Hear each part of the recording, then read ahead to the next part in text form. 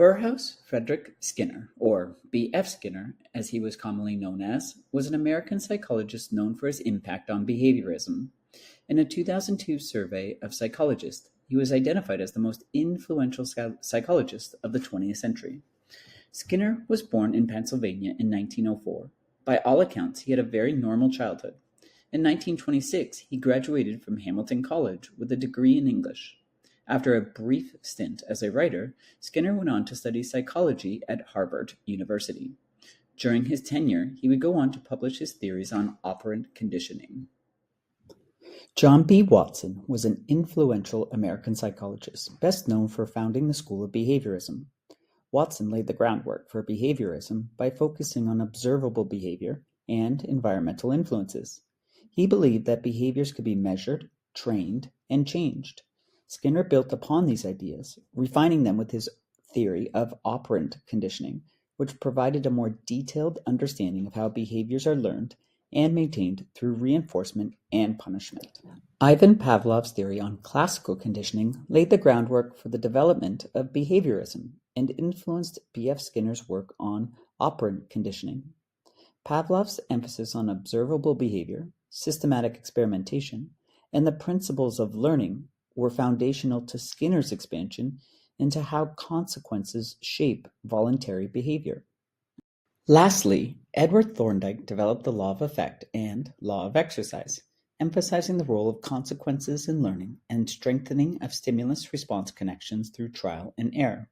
Skinner expanded on these ideas, creating a more comprehensive framework for understanding how reinforcement and punishment shape voluntary behavior. Skinner is best known for his work in behaviorism, particularly his development of the theory of operant conditioning. Operant conditioning is a type of learning where the consequences of your behaviors shape your future behaviors. Those consequences may be reinforcements or punishments. The following 4 examples look at how a stimulus is either presented or removed and how that causes the behavior to increase or decrease. In the first example, a student is working diligently on her schoolwork. To show his appreciation for this effort, the teacher decides to provide positive feedback. In return, the student continues to work hard.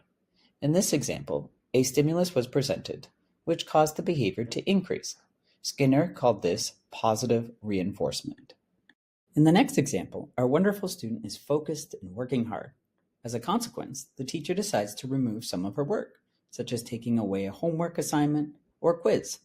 This in turn would make our student happy and reinforces her behavior of working hard. In this situation, a stimulus was removed, the homework, in order to increase the behavior. Skinner referred to this as negative reinforcement. In the third example, we have a student who has fallen asleep during class. As a consequence, our teacher may reprimand the student to wake him up. In an ideal world, the behavior of sleeping would stop and the student would start focusing on their work. In this situation, a stimulus was being presented in order for the misbehavior to decrease. Skinner termed this positive punishment. In our final example, we have a student using their cell phone during class. As a consequence for this misbehavior, the teacher confiscates the cell phone. Without the digital distraction, the student can return their focus to their work. In this instance, due to a stimulus being removed, the behavior is decreased. Skinner called this negative punishment. B.F. Skinner's schedules of reinforcement are a foundational aspect of his operant conditioning theory. These schedules describe how often and under what conditions a behavior is reinforced, and they play a critical role in shaping how behaviors are learned and maintained. The 4 types are fixed ratio, variable ratio, fixed interval, and variable interval. The things we do in everyday life don't always pay off, and they don't always not pay off. It isn't simple all or none. We are often intermittently reinforced, and there are various schedules according to which what we do can be reinforced intermittently. We study that, in the case of the pigeon, by arranging various schedules or systems of payoff. The bird is on what we call a slow-down schedule. In order to be reinforced, the bird must wait at least 10 seconds before he pecks. Can you build this bird up to a fixed ratio? Well, I'll try. What do you mean by a fixed ratio? Well, that's our term for what in industry would be called a piece rate or piecework pay. The so-called variable ratio schedule, which is built into all gambling devices and produces with human subjects, just as it does with pigeons, a very high disposition to continue to operate a device, like a slot machine, and a tendency which, by the way, continues a long time in extinction when the device no longer pays off at all. The teaching environment looks very different under Skinner's theories than it would under other theorists such as Piaget. Under Skinner, a teacher's responsibility is to design, manage, and adapt the learning environment using reinforcement and punishment to shape student behavior. As for students, they would be expected to actively engage with the learning process, respond to reinforcement, and gradually modify their behavior based on the feedback they receive. Skinner's theories are embedded in many aspects of teaching, from applied behavior analysis to online learning platforms. In the 1950s, Skinner developed mechanical teaching machines that presented content in small, sequential steps and provided immediate feedback for student responses. Although technology has evolved dramatically, the underlying educational principles found in Khan Academy, Math Prodigy, or Class Dojo remain strikingly similar. Both emphasize individualized learning, immediate feedback, incremental instruction, and student engagement.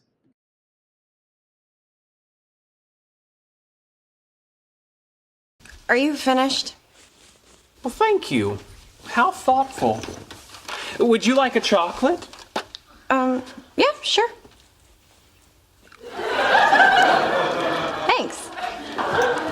Oh, sorry, Sheldon. I almost sat in your spot. Did you? I didn't notice. Have a chocolate. Thank you. Oh, am I talking too much? I'm sorry. Zip. Thank you. Chocolate? Yes, please.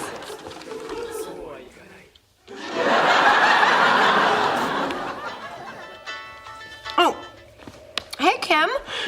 Yeah, you know what? Hold on. Let me take this in the hall.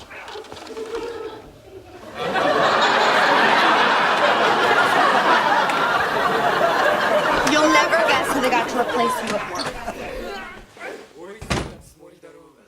Okay. I know what you're doing. Really? Yes. You're using chocolates as positive reinforcement for what you consider correct behavior. Very good. Chocolate? No, I don't want